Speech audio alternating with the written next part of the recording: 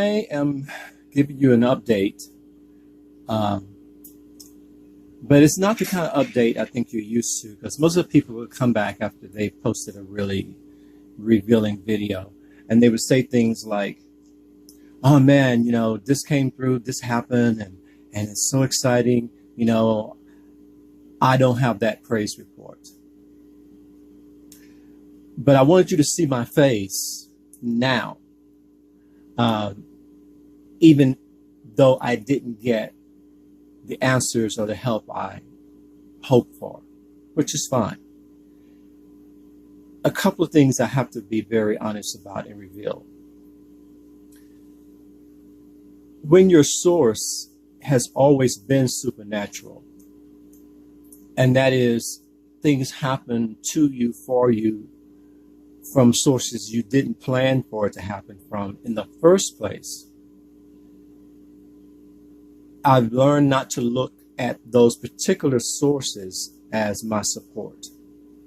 I've always learned to look beyond that to the energy, to the source, to the creator that allowed that to happen for me.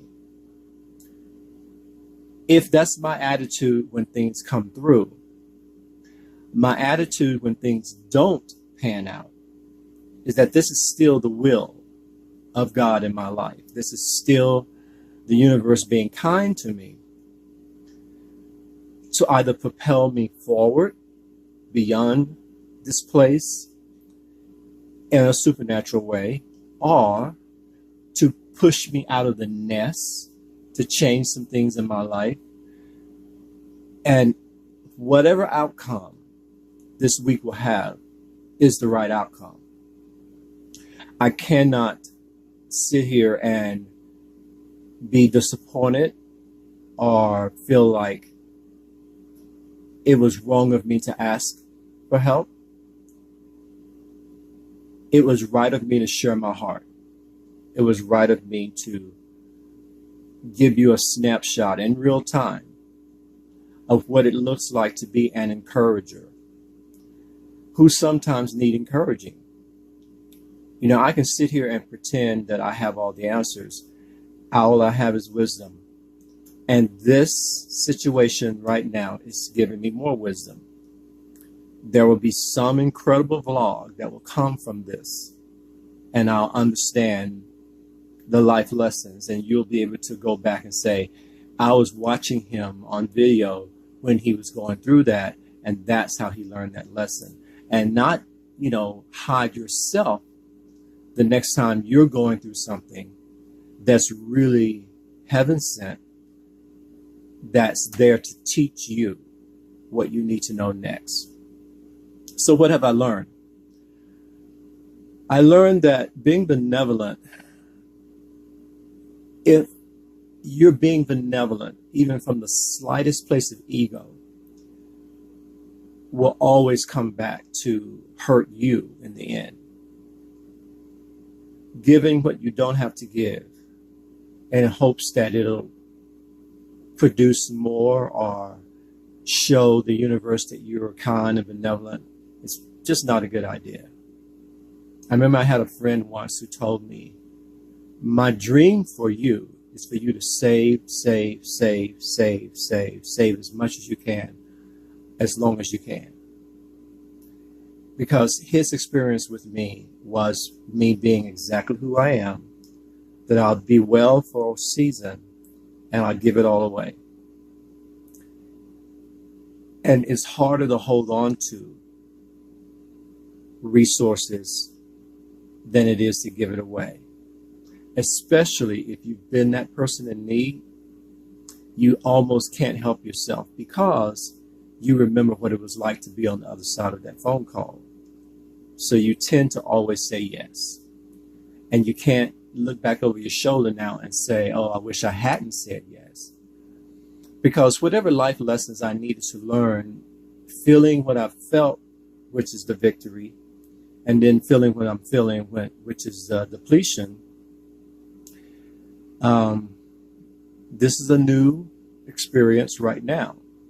And I wouldn't know it any other way. So I have to buckle up and go through it and get to the other side of it. What I also learned is that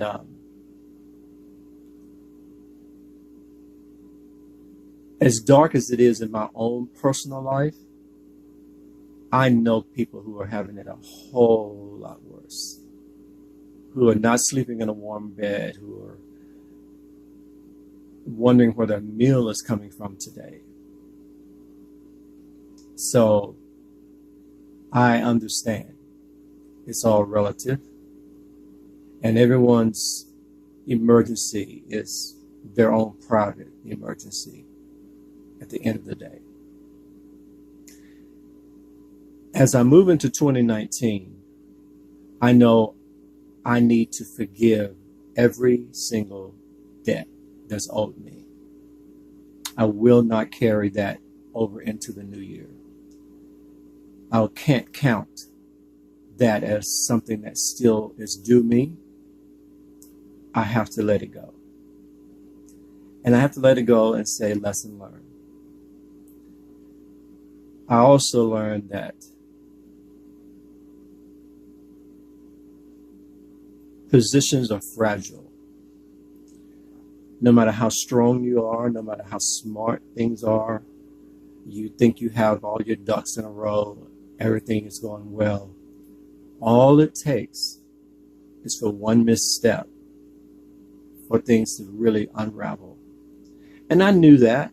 I think I already knew that particular life lesson, but to know that it's not because of drugs, it's not because of alcohol, it's not because of anything other than a benevolent heart that you can be brought to your knees, just shows you how fragile this time in the world is.